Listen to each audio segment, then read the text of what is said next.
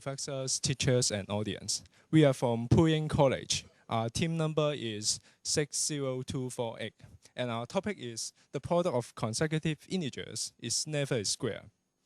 To achieve this problem, we first tried a product with smaller n and try to find some patterns, see if we can generalize it. But however, the pattern we wish to have occur in higher n does not the case, so that we cannot generalize it. And this comes to our second method. Here we divide the product into two groups. One group is the product containing primes, and the other is the group not containing primes. For the group containing primes, we found a method by using Bertrand's theorem to prove it. And the other side, that is, we cannot find any patterns on it, so that we have our third approach. In the third approach, we use a lemma which states that the square free part of the integer are all distinct if the product is a square. By using this lemma, we found a sufficient condition for the product not to be a square. And by using this condition, we checked the length from 2 to 100, that the product is never a square. Now, let me introduce our first approach. Let's consider first the length of 4. The product can be simply expressed and situated between two consecutive squares, so that it is never a square. And then, by using similar ideas, the product of each integer can be simply expressed between two consecutive squares by simple calculation and regrouping terms. Next, here is the proof of product of 6 integers. First of all, our consideration of the number 30 is due to that it is a product of all possible common factor in the product of 6 integers. So we consider first the remainder of any square divided by 30, and we found that this few number is never those remainders. Thus, simply implies that number in this form is never a square. And then, next, it comes to our proofs. First of all, note that these few numbers does not contain the factor 2, 3, and 5. And then, they are not a square. So if one of those appears in our product, then it is relatively prime with other 5 integers. And it is not a square, so the product is not a square. After excluding those cases, it's come to 2 cases left. In these 2 cases, we pick out the number 30n plus 1. Consider this number, which is relatively prime with other 5 numbers. So for the whole product to be a square, this number must be a square. It is an odd number.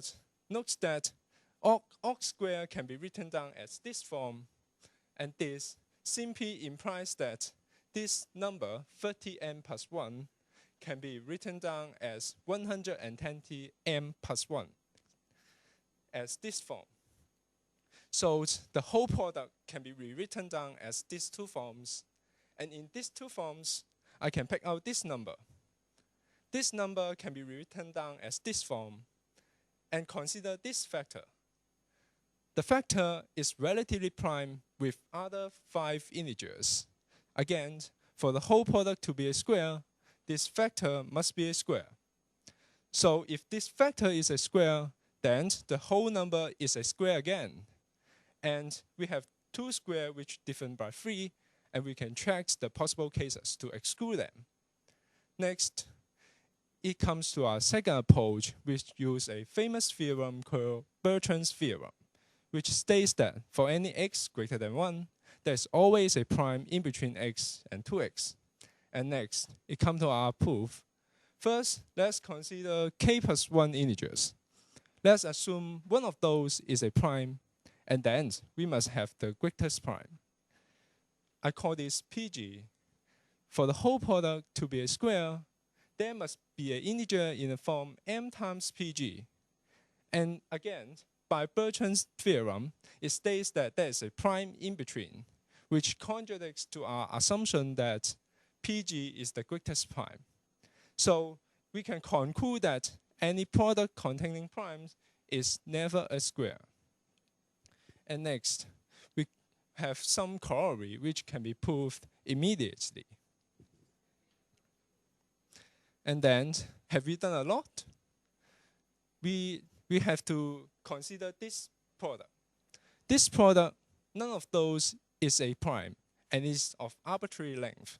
So we have to carry on, and it comes our third approach. In the third approach, first introduce some terminology.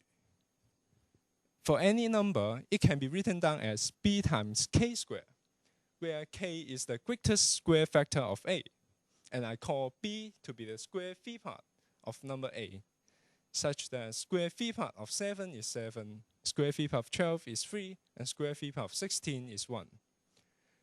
Next, we want to introduce what's called prime total. Let's consider an example. In each example, for any number, I pick this out, and I take its square phi part. The square phi part is then undergo prime factorization. In the prime factorization, we can count the number of prime in each square phi part, and I can add them up. The sum is called prime total. Just as shown, it arrived at 8 in this example. Next, we want to tell our strategy, which we found the sufficient conditions. First of all, we want to argue on the number of prime total. We first have a lower bound on it, and then we want to calculate the maximum possible prime total. If the lower bound is greater than the maximum, then we have done. First of all, the lemma of Erdo states that if a product is a square, then all the square phi part of the integers are distinct. And let me introduce prime n to be number of prime less than n. And then we can construct some distribution which gives the lower bound. First of all, we are considering the numbers of prime total, so the order is not important, and I can always rearrange them, such that the first square phi part is 1, that means it is square, and the next k square phi part to be those prime less than n. And the rest is filled up by combination of any 2 prime, such that none of those is same. But this may not be the real case. However, the calculation by this formula must give the lower bound. And then we want to find the maximum possible prime total by using next approach. Here, originally in our paper, we have missed something, but we have modified it, and the formula gives as shown. In this formula, those are counting the factor of the prime and the power of prime.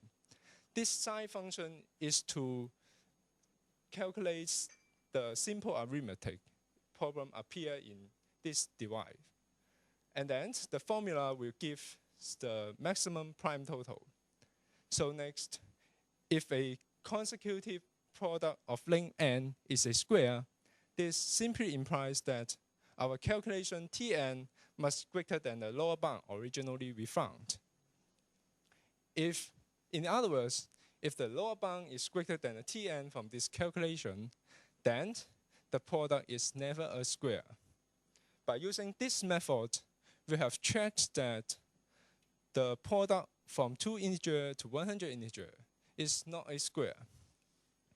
And then, but note that actually the summation term diverges, so it's that after sufficiently large n, actually we cannot arrive at this formula. But in the future, we are going to modify it such that something can cancel out the divergence of the summation 1 over p. And we hoped that this term can help us to arrive at a convergent sum, which gives us the result. And thank you.